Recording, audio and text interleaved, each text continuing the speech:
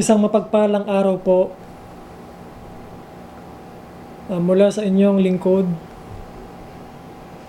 Pastor Ronnie Salas ng Light of Truth Ministry Incorporated. Ang inyong lingkod po ngayon ay nabigyan po ng pagkakataon na makapagpahayag sapagkat po ang inyong lingkod na si Pastor Fernando Valerio ay kasalukuyan po ngayon mayroong karamdaman. Kaya ako na po muna ang inyong makikita sa inyong harapan ngayon. Loobin nawa ng Diyos na inyong maunawaan ito ng may kagalakan.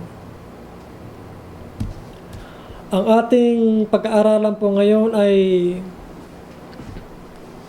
nasa aklat po ng Bagong Tipan sa aklat ng Tesalonica.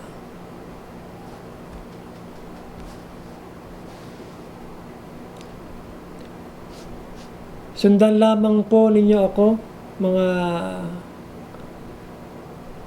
iniibig, kung meron po kayong Biblia. Wherefore, when we could no longer forbear, we thought it good to be left at Athens alone.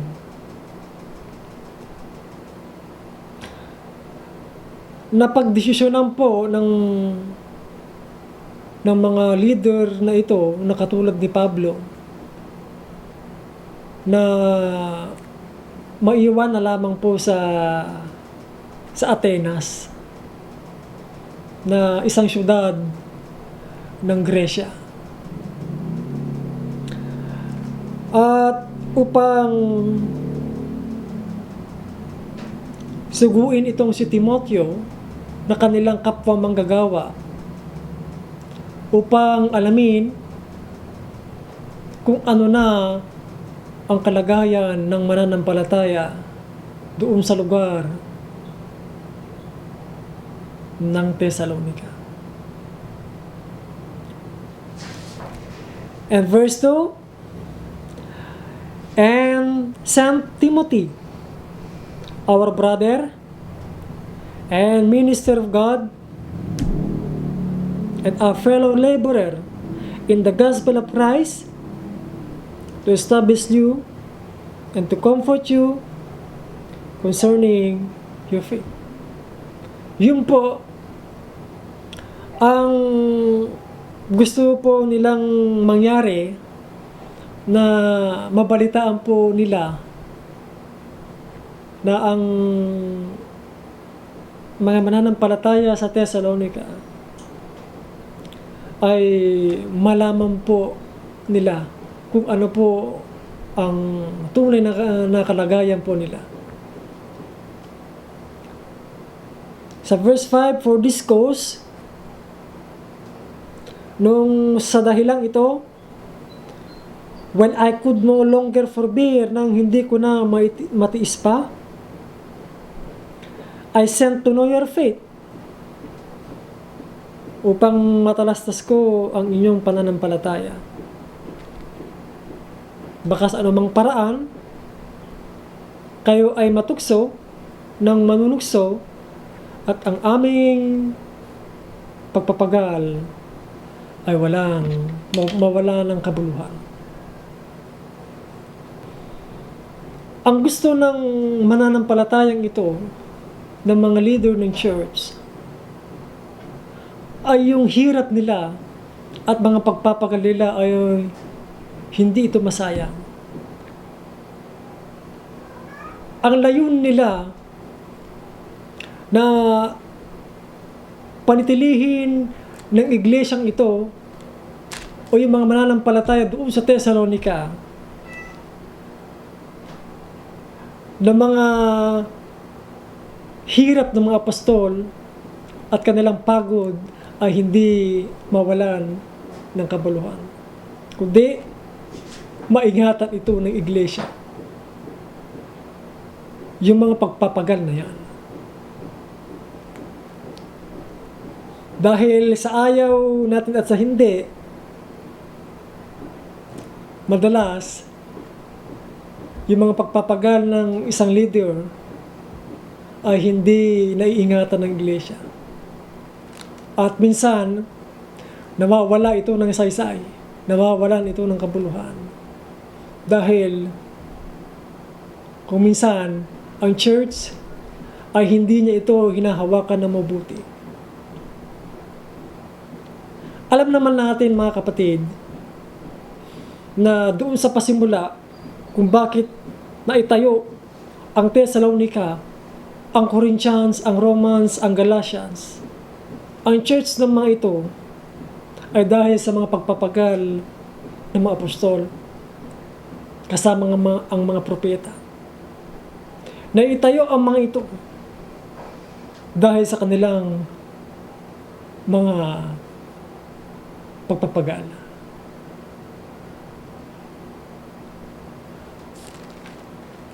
Dito sa 1 Corinthians chapter 3,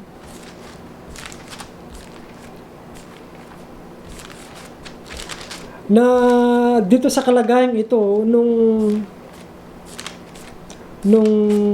ma-divide ang iglesyang ito dahil nagkaroon ng pagkabahabahagi ang mga mananampalataya dito sa Corinthians, dahil ang sinasabi ng ilan ay nagsasabi sa kanila, ng ilan ay kay Pablo, ang mga iba ay kay Pedro, yung mga iba ay kay Apollos, yung mga iba ay kay Jesus. Ang mga ito, ang mga leader na ito, na si Pablo, si Pedro, ay iisa lamang ito. Sila ang mga manggagawa. Sila ang mga leader ng Diyos. Kaya ang titignan po natin dito, ang mga ito ay parehas silang nagpagal.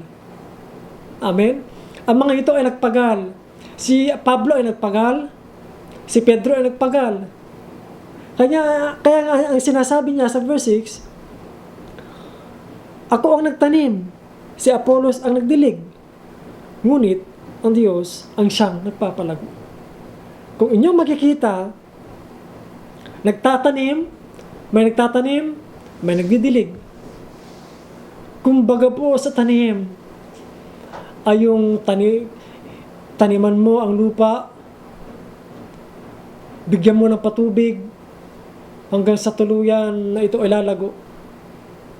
Ganoon din ang tao. Kinakailangan niya po na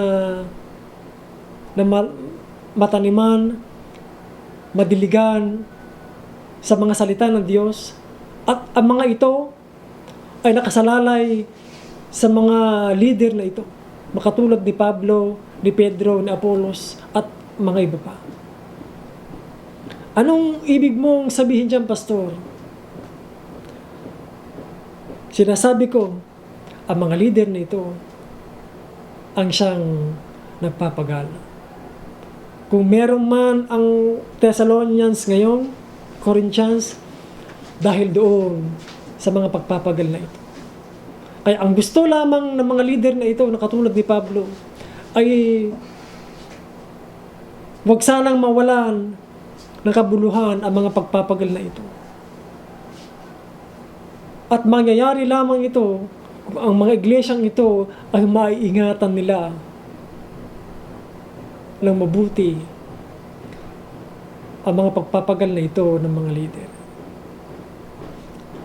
Ninanais nila na maingatan mga mananampalatayang ito, yung mga pagpapagal na ito.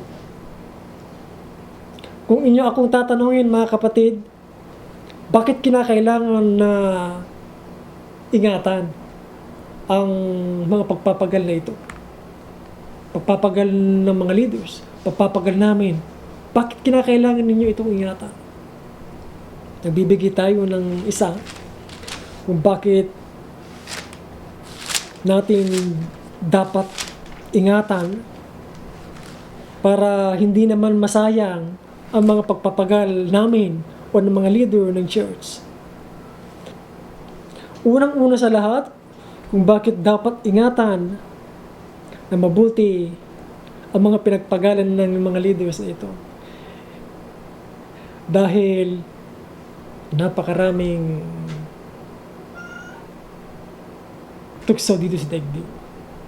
Napakaraming temptasyon dito sa daigdig. Napakaraming kipighatian dito sa daigdig.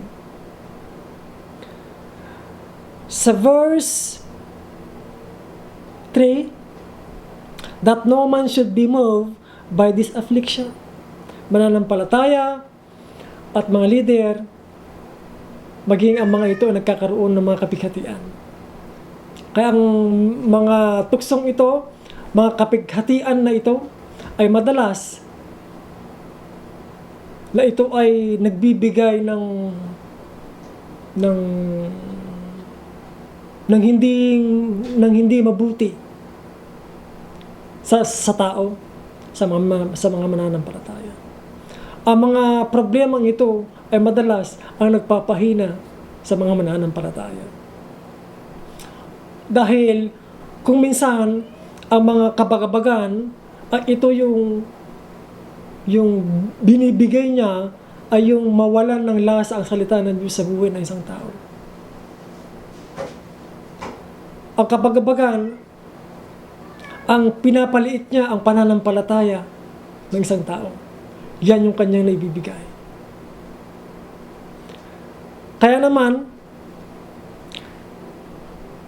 dahil ang mga kabagabagan na ito ay laganap dito sa daigdig, minsan ang kabagabagan ay nagpapawalang gana sa isang tao o kaya sa mananampalataya.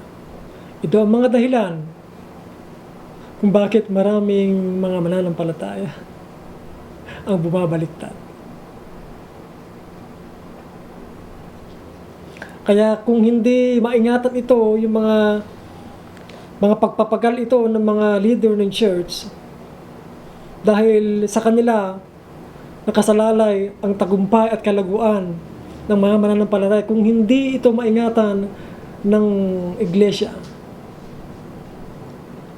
ay madali lang po itong tangayin ng mga kabagabagan na ito. Madali lang po ito, yung pananampalataya ay maaring ito ay magiba. At pangalawa, kung bakit dapat ingatan natin mabuti ang mga pinagpagalan ng mga leaders na ito, dahil maraming tao na bumabaling ang kanilang buhay o kanilang isipan doon sa hindi o sa makalaman na buhay. Marami ng Christians o mananampalataya na hindi na nagpapatuloy ba doon sa espiritual na pamumuhay, kundi ibinabaling na lamang po ang kanilang buhay doon sa mga gawa ng laman. At ito ang ikinatatakot po ni Apostol Pablo, na wag na itong mangyari, na doon sa kanyang mga pagpapagal ay mawalan ito ng kabuluhan. Dahil meron sa bahagi ng kasulatan o ang mga mananampalataya dito sa Galatians ay nung umpisa ang takbuhin ng kanilang buhay ay napakaganda. Ngunit doon sa dulo niyaon, nagtapos sila doon sa makalaman na paraan. Hindi paraan na ng Diyos, kundi kanilang pang mga paraan. Babasahin po natin na ito ang mga bagay na ikinatatakot ni Apostol Pablo. Chapter 3 verse 4, Tiniis baga ninyong walang kabuluhan ang lubhang maraming mga bagay, kung tunay na walang kabuluhan? Ito yung sinasabi ni Apostol Pablo sa kanila. Yung mga bagay na may kabuluhan para sa kanila, pinananatili nila ito sa kanilang buhay, ginawa nila ito na walang kabuluhan. Chapter 5 verse 7, nagsitakbo kayong mabuti ng una. Sino ang gumambala sa inyo upang kayo huwag sumunod sa katotohanan? Dati po, napakaganda ang takbuhan nila. Ngunit paglaon ng mga panahon ay bumabalik po sila doon sa uri ng kanilang buhay noon na hindi mabuti.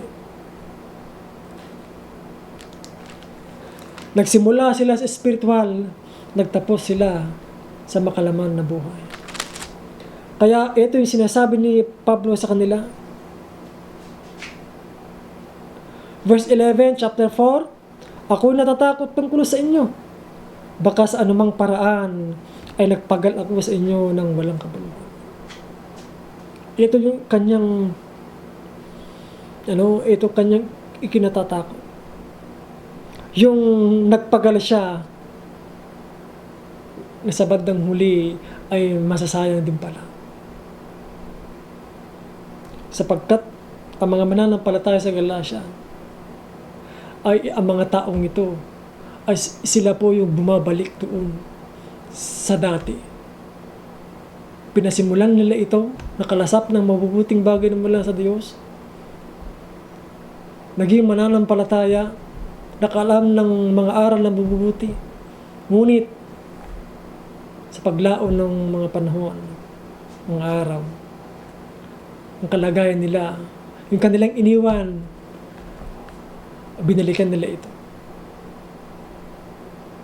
Tinalikuran nila ang mga banal na bagay, banal na buhay sa kanilang sarili.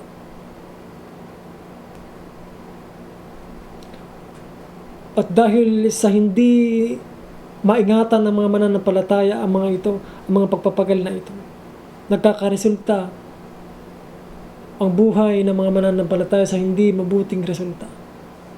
At pangatlo, bakit dapat ingatan natin ang mga pagpapagal na ito?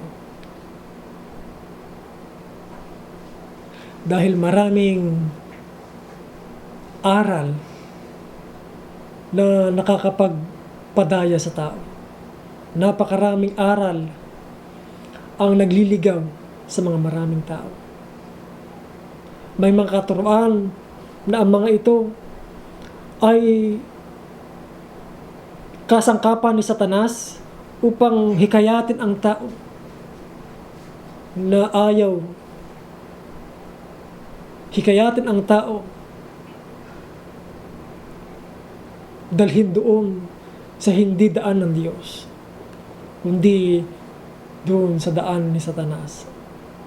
Kaya nag-warning po ang apostol na si Juan doon sa 2 John na sinasabi niya, verse 8, mag-ingat kayo sa inyong sarili upang huwag ninyong iwala ang mga bagay na aming pinagpagalan. Nag-warning po ang kapatid na si John sa mga mananampalataya dahil sa napakaraming aral, doktrina na hindi katuruan ng Panginoong Yesus. At ang mga ito ay nagliligaw sa maraming tao, maging sa mga mananampalatayang mahihina pa, ay pinapag-ingat ang lahat, panghawakan ng mabuti yung mga bagay na itinuro, nakita ng mga mananampalataya sa mga leader, naranasan ng mga mananampalataya sa leader. Ang mga bagay nito upang sa ganon, ang mga pagpapagal na ito ng mga leader ay hindi masasayang. Kaya ang gagawin po natin, kung ano na yung ating narinig, kung ano na po yung ating nakita, kung ano na po yung ating nalaman, nasaksihan, na mabubuti mula sa ating mga leader, mula doon sa kanilang mga pagpapagal, mula sa aming mga pagpapagal, ay patuloy ninyong pahalagahan ito. Patuloy ninyong isagawa o sundin ang mga leader na ito. Yung mga namumuno sa inyo, ay patuloy ninyong pakamahalin sila, sapagkat sila yung labis na nagpapagal. Panghuli po, Hebrew chapter 13 verse 17. Obey them that have the rule over you, and submit yourself for the watch for your souls, as they that must give account, that they may do it with joy and not with grief, for that is unprofitable for you.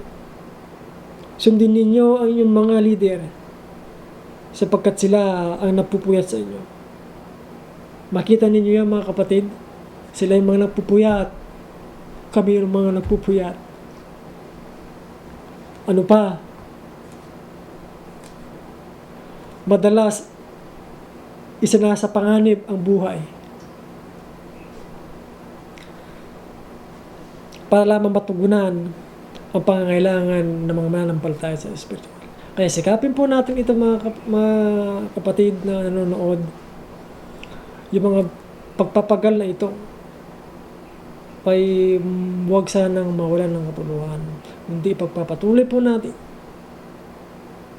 sa gabi at sa araw bilang mananampalataya ng ating Panginoong Hesus. Hanggang dito na lamang po, mga iniibig. Pagpalain po kayo ng Panginoong Hesus sa araw pong ito. Salamat po.